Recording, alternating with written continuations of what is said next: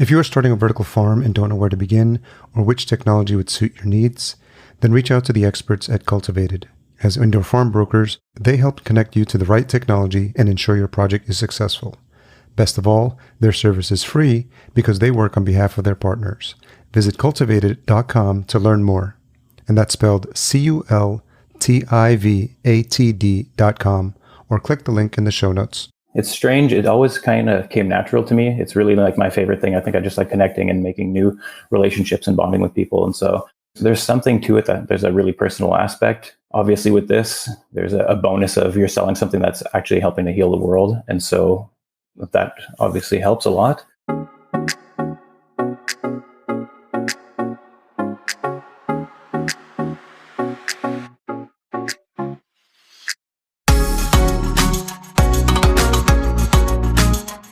Welcome to the Vertical Farming Podcast, weekly conversations with fascinating CEOs, founders, and AgTech visionaries. Join us every week as we dive deep into the world of vertical farming with your host, Harry Duran.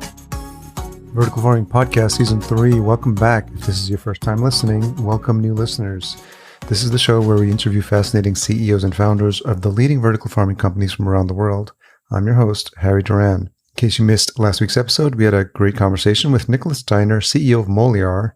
And for those that are new to the term, we got to learn all about nanobubbles. So make sure you check out that episode. This week, I speak with Eric Levesque, co-founder of Cultivatd. It's an organization that works with a wide range of industry-proven technology partners to provide the best fit for a project's needs.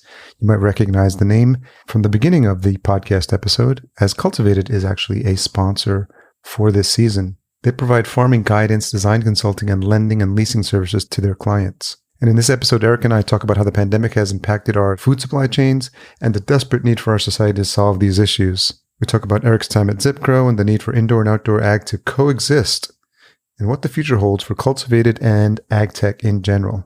This episode is also brought to you by the Vertical Farming Weekly Newsletter. Each week, our team member Daniel Dre scours the ends of the earth to bring you some of the latest and greatest news in the world of vertical farming. Sign up today at verticalfarmingweekly.com. Don't forget, if you enjoyed this episode or past episodes, I'd love it if you leave a rating and a review at ratethispodcast.com/VFP.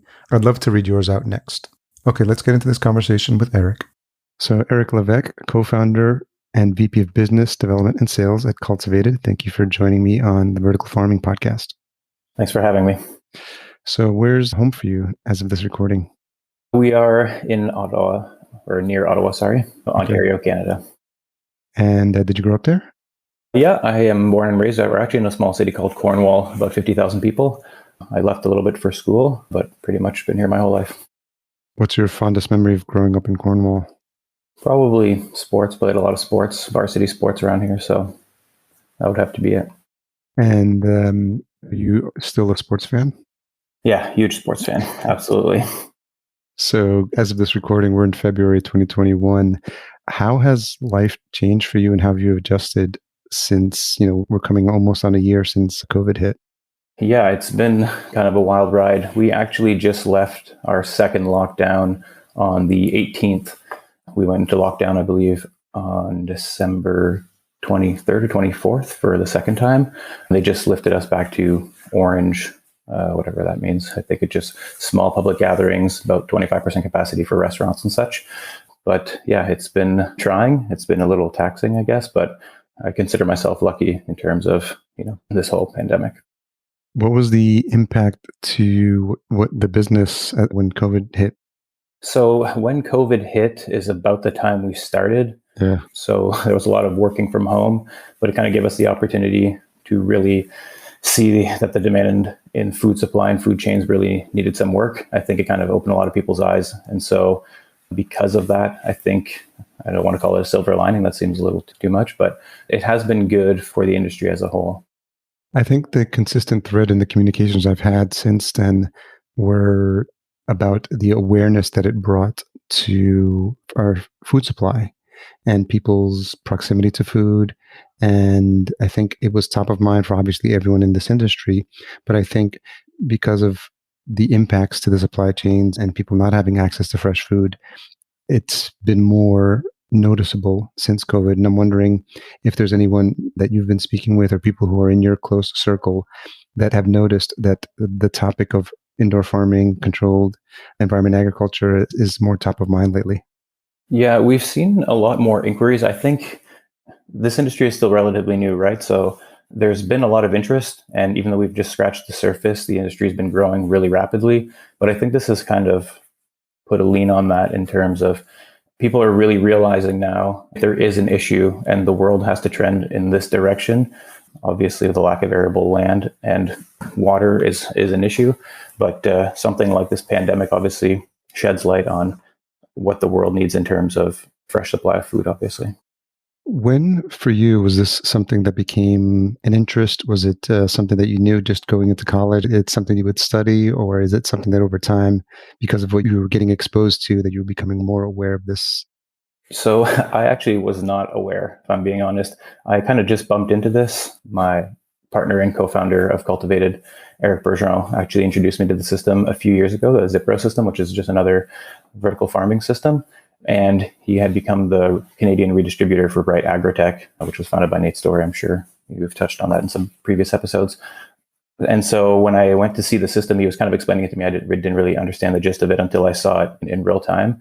And I fell in love right away. I just saw it and I was like, wow, I can't believe that this even exists. The world is going to need this. And I literally told him I'll be here tomorrow morning, 9 a.m.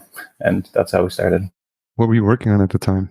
I was kind of bouncing from sales jobs and doing startup consultancies kind of stuff. And so I was basically available to start. And he was looking for someone to head the sales department for the company. And obviously, if you know the history of Bright AgTech, they had a really good base of customers and of knowledge that they had put out there. So we had quite the runway to start ZipGrow in Canada, obviously. How did you two meet? We actually met playing soccer. We played soccer together for a dozen years or so. And so, yeah, we just kind of touched on it. He actually purchased a freight farm, the first freight farm in Canada. That's how he began his whole venture into this, and then designed his own container company, which then evolved into wanting the project to be a bit less niche. And so he partnered with Bright AgTech to launch ZipGrow in Canada. And then that's when I came on board. Since you had been friends for that long, was he ever talking about it? And you were just, maybe while you were playing or something, then keep bringing it up? Yeah, when he launched his freight farm, I actually ended up buying some produce from him, some kale and some basil in his first harvest just to kind of support him. I don't think I was even aware that kale was a thing back then. But I guess I didn't really realize the impact of what he was doing. I hadn't dug into it more than that. I thought it was cool at the time, but I was doing a different venture at that time. So we didn't really get into it, but that's how it happened. And then talk a little bit about your time at ZipGrow. You were there almost 3 years and working in business development, and you were introduced to ZipGrow through your partner as well? Yeah, correct. So he basically had founded that company. He had another partner that was an investor. They were basically running it alone, but they had just started. This was about the exact time that Bright AgTech got bought out by Plenty. So they gave the rights to the entire Bright AgTech system to ZipGrow Canada, and ZipGrow basically took over what Bright AgTech was under a different name. And so I came on board to head up the sales. They hadn't really done any sales as of yet, but obviously the marketing and everything from Bright AgTech carried over. And so we had quite the launch pad, like I was saying. So everything went really smoothly there. When I came on board, sales started coming through right away. We had a list of clients that was really long, and they knew what they were getting into to begin with. So the education process was not so large. So the sales started coming in really quickly, and the company grew. We grew like crazy for the first, like you said, I was there for about 2.5 years. I think we got from 2 employees to nearly 30 in that time. Wow. So, yeah. Did you come from a sales background? Yeah, I've done sales previously. And so that's kind of what I wanted to focus on. They didn't have anybody with a sales type background, I guess. So that's what interested me the most. And so there was a learning curve for me, obviously. But once I got the hang of it, we really hit the ground running. I recently had a conversation with Alison Kaw from Artemis. And one of the things she talked about was rushing a little bit too much into bringing a sales team on board, because in the beginning, that was not her skill set. But I think one of the things you learn as an entrepreneur, the tough thing to learn sometimes, is you actually have to learn how to do all the things yourself first before you could figure out whether it makes sense to hand off something like that. And so it's something that I've been thinking of as an entrepreneur as well, like learning like the basics of selling. And unless you've been trained on it or had experience with it, I think most entrepreneurs are really uncomfortable when it comes to selling. So that's why I was asking, how long you'd been doing it as well. Yeah, it's strange. It always kind of came natural to me. It's really like my favorite thing. I think I just like connecting and making new relationships and bonding with people. And so there's something to it that there's a really personal aspect. Obviously with this, there's a bonus of you're selling something that's actually helping to heal the world. And so that obviously helps a lot.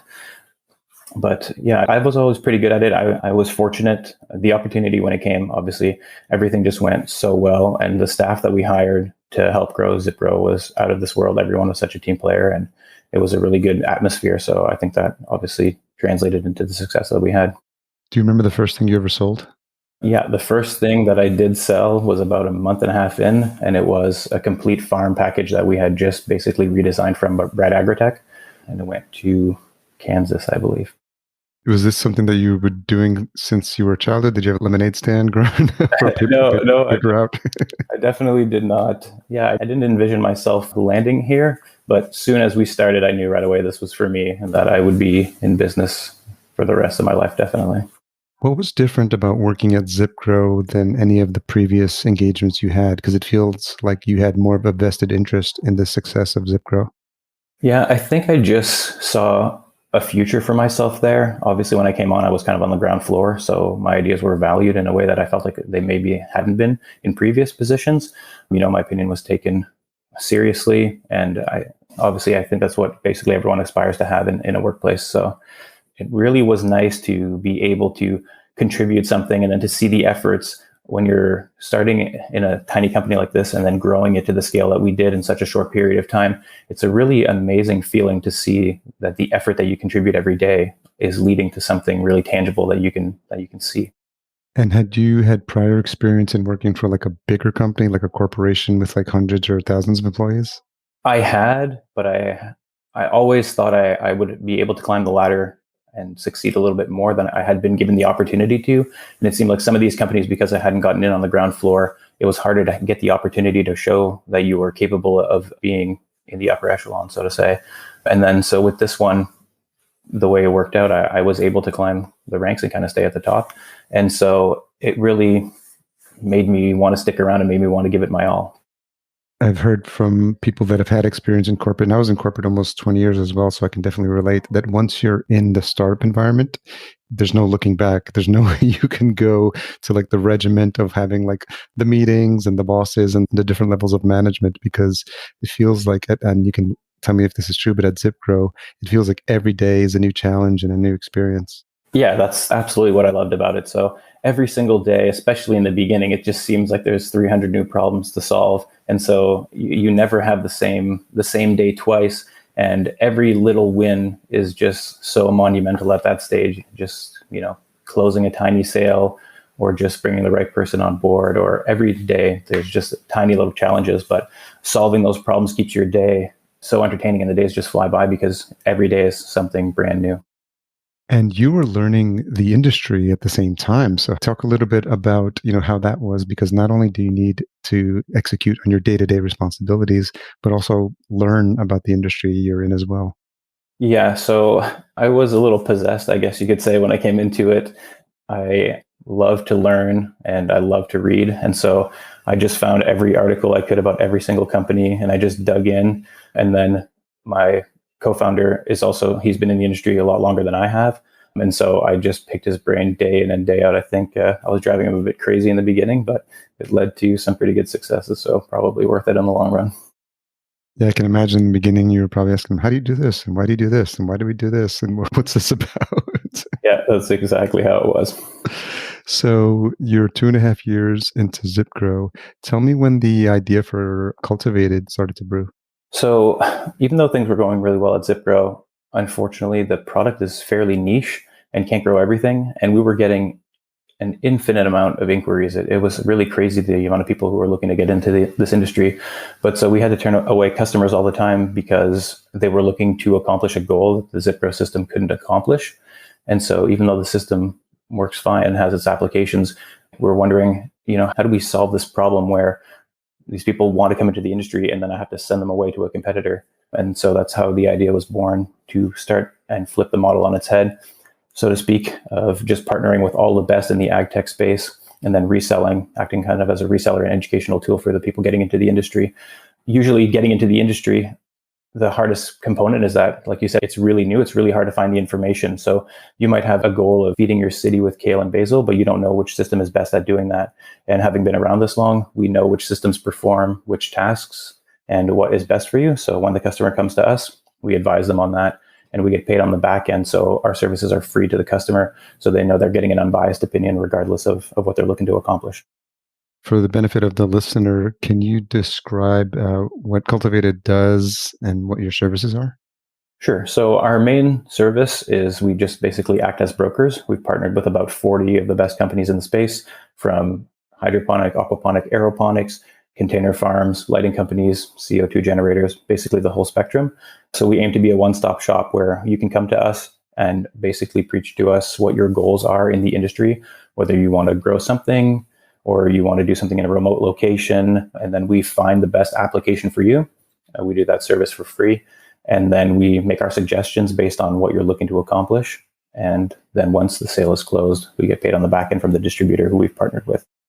And talk a little bit about the early days as you were thinking up the idea, because the model that comes to mind, and I've had on season 1, Henry Gordon Smith of Architecture, and I know that he does some consulting services as well as mapping out some ideas. There seems to be a bit of overlap, and I don't know if you've had this question before or if you can explain, what some of the parallels are there. Yeah, I feel like their model is kind of the reverse of ours in a sense. So I'm not 100% positive, but from what I can tell, they basically will do consulting on your project based on your goals and then charge you for that. And then they don't get paid on the back end. So we just figured the majority of people getting into the industry are looking to start a farm that's smaller and local. And so maybe they don't have the funds to pay for the consulting up front. And we really want to help people get into the industry. Regardless of what system you're buying, you're being a part of the solution. And so we really want to make sure that people who are coming in are getting the right information and the right education. Unfortunately, we've seen a lot of farms close within a year of them opening because they were not properly educated into what they were getting into. And so that's really the bridge or the gap that we wanted to bridge. So talk about a typical engagement when farmers are coming to you. How much experience do they have? How much handholding do you do? And, talk a little bit about what those early conversations look like. So there's generally about 3 different types of clients. The first is somebody who's tired of their 9-to-5, looking to break into this industry and do something that they would be passionate about. They usually have absolutely no clue where to start, and that's where we come in. That's kind of one of the major points of why we started this. And so those conversations take a little while, just based on how much information they need to know. And that's why we basically just start every conversation with asking them what their goal is. Do you want to feed your entire city? Do you want to feed your family? Do you want to feed? What is the goal? What is the end goal? And then from that, I can start to spin off some ideas. And then whichever one interests them, we can kind of dig into that one more and more until we find the right fit. And then we have customers coming from traditional ag who are seeing that this is now kind of an undeniable thing, that it's growing, and that they want to at least explore it to not fall behind and to see if there is some benefit to having partially outdoor and indoor ag. Those conversations are a little bit simpler because they understand ag as an industry. And so that's a little bit of a different conversation. And then we have the mega corporations where we're dealing with huge projects, plenty sized farms at the 100,000 plus square feet, where they're looking to feed, entire cities from one project. So we're consulting on quite a few large projects like that. But for the most part, it's people looking to leave their 9-to-5s from what we've seen. Those little, I don't want to call them little farms, but looking to feed their local communities and make a direct impact where they live. Yeah, that's really interesting, because I think people sometimes underestimate the impact that you can have by starting small with some of these container farms. And do you get a sense that people are coming at it from people who have been entrepreneurs before? You mentioned 9-to-5, but maybe they had started a small business or a franchise before, or are they literally coming in where this is the first time they're going to be in business for themselves? A lot, it's the first time they're going to be in business for themselves. There's something romantic about this industry where when you see the plants growing indoors, I don't know, it's the same. I fell in love right away when I saw it. And I feel like there's a lot of that. And you can see it online, but seeing it up front and right in your faces, there's just something to love about it where you can feel like you're really actually making a change in the world. And then when you really learn about the problems, which I wasn't very educated on, unfortunately, beforehand, of how much water shortage there is in the world and how there's no more arable land. Population will grow by 50% by 2050, and we need to grow 100% more food. These are problems that cannot be addressed in any other way. So this industry is coming whether you like it or not. And I think that people are realizing that it's time to adapt now because we're running out of time. How much of it do you see as an opportunity for a company like Cultivatd to actually provide more education for people about what the opportunities are? Because if you're new to this industry and you're, to your point, discovering it like you did the first time, there's probably a lot of questions you have and probably a lot of material you can provide for people before they even come to you to say, like, is this something you've been thinking of? Well, you should probably ask yourself like these 10 questions or something like that. Yeah, so we're developing materials like that right now. Our team is still relatively small. And so it's been, it's a good problem to have, but there's always more work that can be completed. And so we actually do have somebody who's making these educational components for us right now. We're launching our own YouTube. We've got all our social medias that's pumping out educational information all day long. We're really aiming to be that educational component, because one of the biggest issues is that when you come into the industry, if you don't know and you just jump in head first, there's a large chance that you might not succeed because you don't know what you're getting yourself into. And that romance component really can lead you to believe that, like, wow, this is going to be so simple. It's automated. I'm just going to grow all these plants are going to grow themselves and, I'll feed my community. But there's still a lot of hard work that goes into this. I think one of the things new farmers that come into this industry may or may not realize is, in addition to learning all the intricacies of how to grow and how to maintain and how to keep the lights on, so to speak, once you do have a crop, you actually have to go sell it somewhere if you're not using it to feed a specific audience. And I'm wondering if you address those challenges that people may have. Absolutely. So we have also a few different packages that we offer more than just what we're doing here. We found another issue, like you just mentioned, was that a lot of people will be really good at the farming component when they get into it, even though they have no experience, but they won't be so good at going to sell, or less interested in going to sell, or the complete opposite. They don't really want to grow it once they get their hands dirty, but they really love going and selling the mission. And so you really need to marry the two together. So we offer farmers as a service. We have about 4 or 5 farmers on staff right now who have been growing in hydroponic systems for a few years, and basically we'll rent them to you for 3 months to a year, or even as a full-time position. So when you're investing this money, if you want to train yourself or to train somebody else to be your farmer, we'll send somebody there to make sure that there are no hiccups in the first 3 to 6 months of operation so that you're successful. And then we even offer marketing packages where we'll do your branding, we'll do your logo, we'll explain to you how to go into grocery stores and sell, because we've done it in the past with our other companies. So like I said, we're really aiming, I think we've got some pretty ambitious goals, but we want to hit the full spectrum where we can support you head to toe regardless of what your plan is. Yeah, that's really helpful, and I'm wondering if that's the salesperson inside of you, thinking of like all that experience you have and how you can educate people and probably help them work through that nervousness, especially if it's like as we talked about earlier, sales is not a skill that most people are born with. Yeah, absolutely. It's a lot to chew, I guess, but there's so much to learn, and I feel like we've done the legwork ourselves so that we can adequately prepare you for what you're getting into. And so it's a complex kind of procedure to get from point A to point B. And we want to make sure that when you're getting into this, you really know what you're in for. And so we want to address everything from the growing to the sales side to the marketing side, because you need every component to go right for you to be successful. And so that's why we wanted to offer all these packages like the farming and like the marketing, because we know that obviously not everyone is great at everything. My partner and I are polar opposites of each other. I'm really good at the sales and business and marketing development stuff, and he's really good at the technical side and the analysis and all of that. And so we don't work without each other in a sense. And we understand that just because you're starting a farm and just because you're passionate about the industry, it doesn't mean that you have every single thing available to you and you're great at every aspect of it. And so that's why we want to be able to have somebody on our staff who's able to offer you support regardless of what portion you may not be so good at. It's interesting, the farmers as a service that you're offering. do you now have people who are interested in working in that capacity for you? It's almost like freelance farmers. And so I Yeah. wonder, you probably have people excited to try that out. Yeah, we are hiring for that position. We cannot get enough farmers on staff for that. We have so many requests, almost every single request, especially for the larger projects where they're going to need multiple farmers. They are investing so much money, they are incapable of taking the chance on just hiring somebody new. The problem with this is that it's hard to find somebody with experience in vertical farms. So we're actually planning on launching a farm here where we will be able to train new farmers so that we can send them off. And we're actually partnering with another company possibly in the near future to offer training at their facility near us. So we are always looking for people in that capacity, but it is a pretty cool opportunity. We at ZipGrow operated a farm for a full year in Switzerland, and we were sending farmers there on a 90-day visa to operate it. And so wow. It's a pretty cool opportunity to get paid to go live abroad and grow plants. So yeah. What's interesting about that model is for people that are interested in getting into the industry, it's a way to get hands-on experience and travel to a different country, but also like learn, because probably each installation, whether from a container farm to the big mega farms, they're working with different technologies, different tools.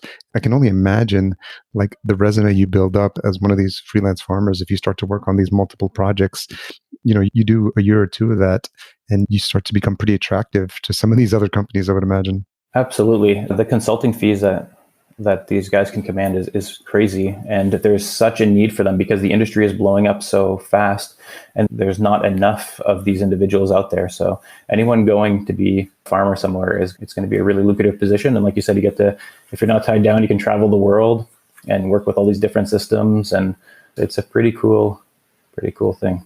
Very nice. The second type you mentioned was the folks that are coming from traditional agriculture. When they see these systems, how much exposure have they had? And are they surprised at really what is possible with controlled environment agriculture? Yeah. So when I started in the industry and we would bump into traditional ag, they seemed a little standoffish and they didn't want to admit that there could possibly be something better out there. But indoor ag was never meant to replace outdoor ag. It's it's something that needs to work in conjunction with outdoor ag so that we can all get to the common goal of saving the planet and growing more food and being healthier and fixing food supply chains. There are a lot of issues that are being addressed by indoor ag, but it's never going to replace outdoor ag. So in the beginning, I think there was a little bit of animosity there, but it seems like it's coming around for the most part. What's different in the engagements you have with this second tier of folks coming from traditional agriculture? Because the people who are coming, from a 9 to 5, it's almost like they have to learn a lot of different skill sets. So where do you focus your time with the people who are making the transition? So when you're talking to the people who are from traditional ag, I guess they're looking at numbers and just kind of the bottom line a little bit more. They already know how to sell the produce, so they don't have any issues with that. If they're growing lettuce or what have you in a field, they already have the distributors and they have the contracts to sell. So whether it's being grown indoors or outdoors, that's not going to change. So they're basically just looking to get to that bottom line and see, okay, what is the return going to be? Is this going to be better? What crops can I move indoors versus what I'm growing now? Or maybe they're growing something that can't be grown indoors, but they would like to branch off into something that can be grown indoors. And so the conversations are a little more straightforward, I guess. Yeah. Has it been far enough along where you're starting to see that conversion of, their traditionally arable land that's been converted into either a hybrid or a fully converted over model of indoor ag? We haven't converted anyone fully away from their outdoor ag, but we have had some people launch in conjunction. So they'll have their traditional farm and then they'll have converted a large barn into an indoor ag project where they can grow something else. I think it's more of kind of an exploratory phase for them right now, but we're hoping to see some real adaptation there in the future. And then the third tier that you mentioned was the megacorps, the mega farms. And what's different about the types of conversations you're having with them at that level? So these conversations are obviously a lot different. They're looking to invest hundreds of millions of dollars in some cases. Most of them will be somebody who's a huge food retailer and wondering if they can grow their own produce instead of buying it from somebody else and kind of skip the middleman and become that themselves to cut down on their margins. These conversations obviously take a really long time. Applications at that size are a lot different, and we're still kind of figuring that out as an industry, I would say. But we are getting a ton of interest from huge businesses like that, a ton, especially like large grocery store chains that are looking to potentially grow their own produce and distributors. And they're really looking to crack the code and see if, big companies like that obviously care about their bottom line a lot. And if they can make a dent in that, they'll listen to anything. Yeah, because in the same way you're training, like we talked about the farming as a service, there's nothing to say that they just couldn't have a farmer on staff who could basically, manage their own, farm for theirs, and to your point, save a lot in terms of, and also just the whole supply chain becomes incredibly shortened. The produce is actually fresher. They have that direct connection to the source of their food, which I think is something they're probably finding that's attractive to them. Yeah, exactly. So they would be buying their own supply of food, so they don't have to worry about growing too much or growing too little, or even the sales process or any of that. So they're basically skipping a step there. And then the average food, I believe, or the average produce travels about 2,000 miles anywhere in the world right now. So by the time you get your lettuce or what have you, it's lost its nutrients. The shelf life is 4 or 5 days. Whereas when you're harvesting it here, you can cut a head of lettuce or kale and put it in the fridge for 25, 30 days and it's still edible, which is a concept that's so foreign to people because they've never known differently. That's fascinating. Does any example come to mind of some of the conversations you've had recently out of either one of those tiers that's a recent success story? We just sold a fairly large farm in Canada to somebody. I believe he just retired from his job, and he just wanted to do good in his community. And he said, I've got some money saved up. I'd like to hire some local kids, and I've been looking at this industry. I think maybe his daughter had been growing in hydroponics just a little bit and kind of getting her feet wet, and he wanted to support her. And so we just went through the process over the last month and a half. It was a relatively quick process, actually. And that will be installed in the very near future. So he's just he's already talking about expansion, but he's really excited to get going and be able to hire kids and kind of show that there's a better way of doing things. That's really fascinating and exciting. Can you talk a little bit about the partnerships now? Because you've mentioned several companies that you've worked with and you're continuing to work with. As you were starting Cultivatd, you were mentioning yourself that you were relatively new in this industry. How are those early conversations happening? And how are some of these partners looking to Cultivatd and trusting that this was an organization that was going to be around for a while, that this was someone that they could partner with, especially for their own growth? Yeah, so when I was at ZipGrow, I was fortunate enough to go to a lot of conferences and meet some of these other companies. And we also worked in conjunction with some of them. So we wanted to offer greenhouse solutions, which is how we partnered with Ceres. I had some conversations with them. Plus, I have a lot of friends in the industry just from kind of bumping into them. And so we also worked with different lighting companies that also wanted us to be a reseller. And so once we got the ball rolling, we actually found that companies were reaching out to us more than I had to go and knock on their doors. So now we are getting inquiries all the time from companies saying, hey, we want to get listed. We want to join. We love what you're doing. I mean, they're essentially getting a salesman without the salary. So pretty win-win for everybody. I think that's one of the things. This show actually launched in the middle of COVID, and I think that's one of the things that the industry has been mentioning that they miss the most: the conferences and the ability to meet, fellow folks fellow farmers as well. I'm sure it's been a while since you've met some of your colleagues in person. Is that one of the things that you're looking forward to as well? Yeah, we're really excited to get to a conference, especially with the new company. We haven't been to a conference as of yet, except we've done a few online ones, but it doesn't have that same feel and that same appeal. So Cultivatd is hitting the ground running, so to speak. Can you talk about plans for growth? You're still a small team right now, and how you think about growing the team, which departments you're focused on, and what, if anything, you learned from your experiences at ZipGrow on how to make those hires the right way. Yeah, we have a team in mind, I guess you could say. We conducted interviews before we even really got the ball rolling, just to be able to have people ready to go. And we were able to grow out of where we are now. We actually just closed a round of investment a few weeks ago, just to mostly use that money for marketing dollars and to grow the team a little bit. So we're really excited. I think you're going to see some really big growth out of us in the near future. The majority of people we're bringing on, like we said, are farmers, but most of those are contractual. So they also help on the education side and develop those materials. And then mostly just a sales team, because the entire model kind of revolves around that. And then obviously we have some marketing and social media that's also part of the team. And so, how do you think about the advances in all the technology aspects of vertical farming, right? Because there's advances in the hydroponics, there's advances in lighting, in the climate control.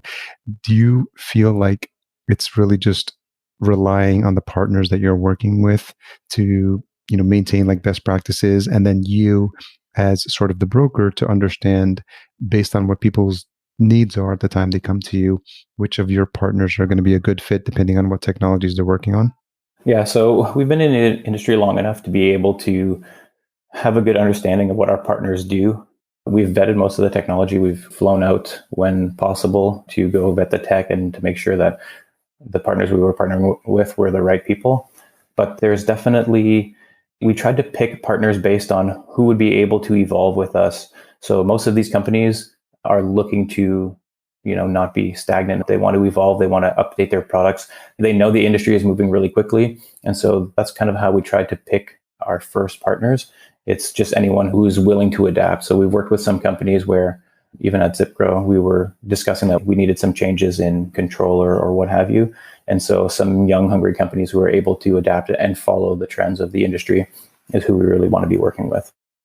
Who do you follow, or how do you keep on with trends and eye towards like what? Because it's, to your point, it's changing so fast. Technology is changing so fast. A lot of people new players coming into the space. So, what are you doing as an organization or even individually to keep up to date with what's happening? Yeah, it's a little complex for that. Like I said, the team is not where we need it to be as of yet. But we have really good relationships with everyone that we've partnered with. I know everyone really well personally, and we speak all the time. I'm on the phone pretty much from the time I open my eyes until I close them again. And so the conversations are really good. All of our partners are really willing to adapt. And so it makes my life really easy. Everyone in this industry, seemingly, that I've met is just like so kind and so easy to work with. And it's made the transition so simple. We're hoping that's the trend that continues. And we're seeing more and more partners and more companies. We want everyone to succeed. Like I said, everything and everyone getting into this industry is looking to become part of the solution. And so we just want to help in any way that we can. When you think about the pace at which you want to grow Cultivatd, you did mention initial focus is going to be on the sales team. Is there anything else that you feel like you should be looking out for, or anything that might be an area of concern?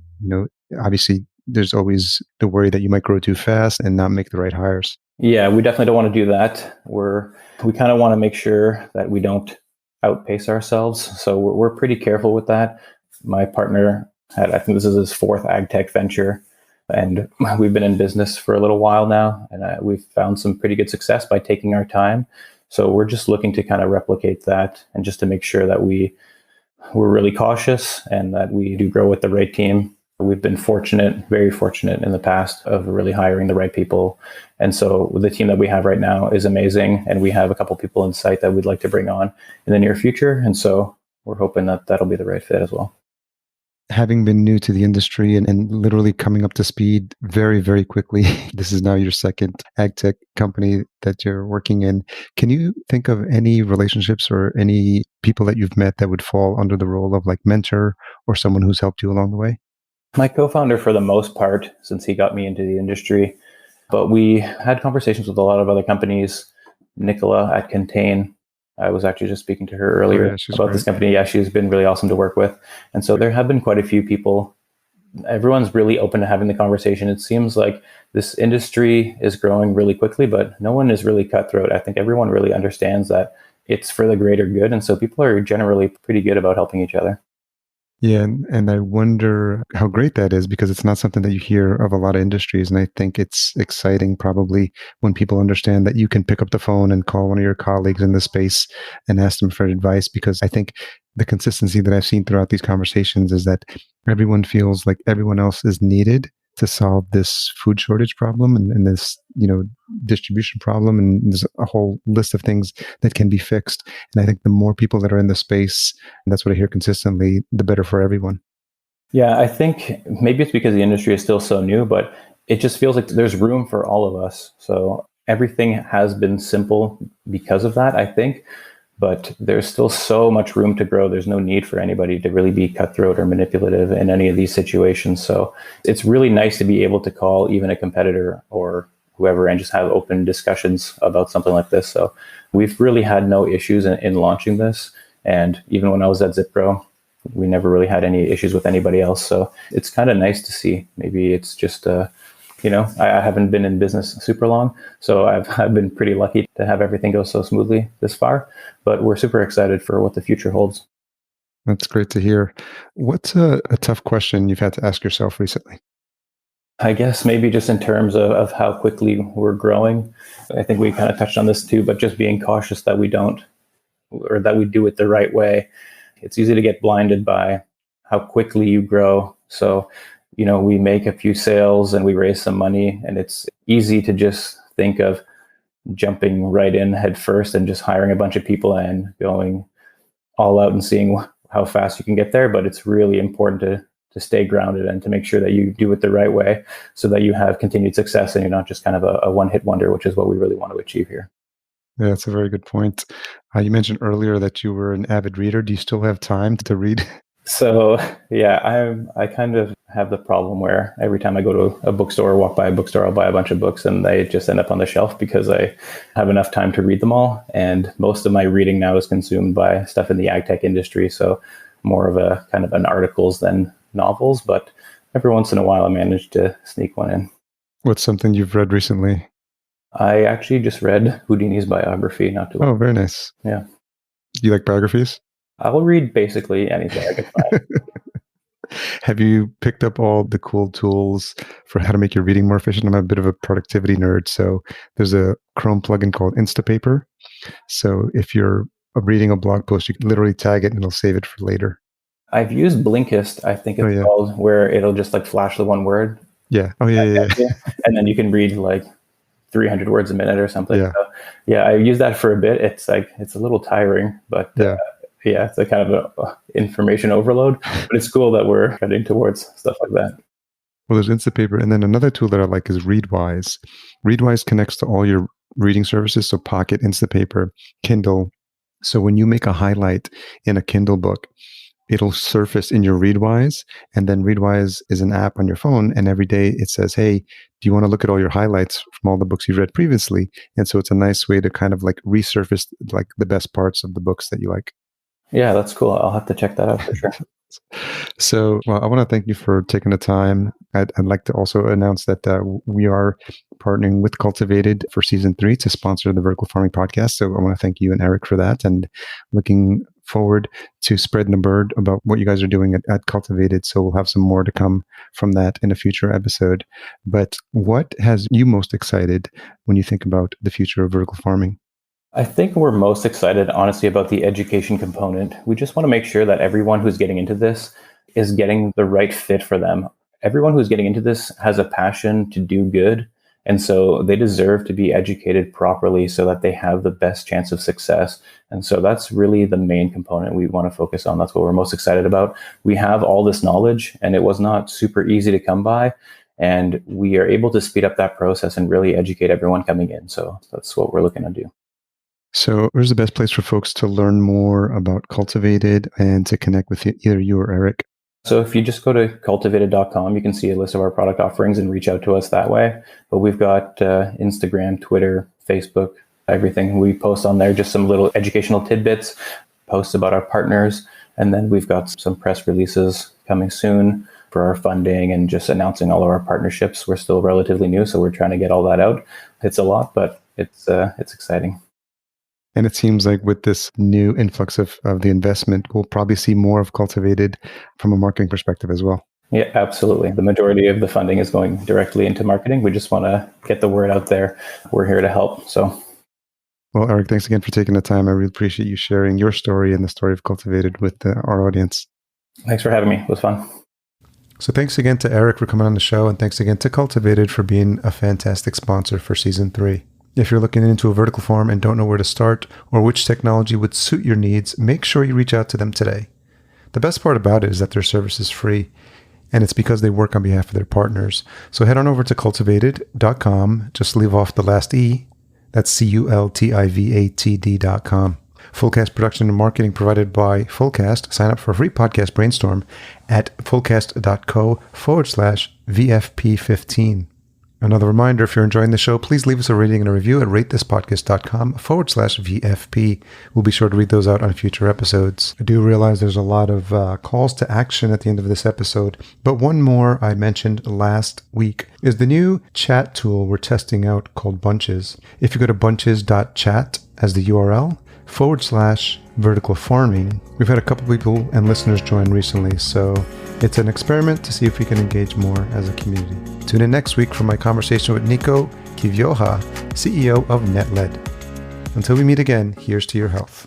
Thanks for listening. To read the full show notes for this episode, which includes any links mentioned in the episode, as well as a full show transcription, visit verticalfarmingpodcast.com. There, you can sign up for our email list to be notified when new episodes are published.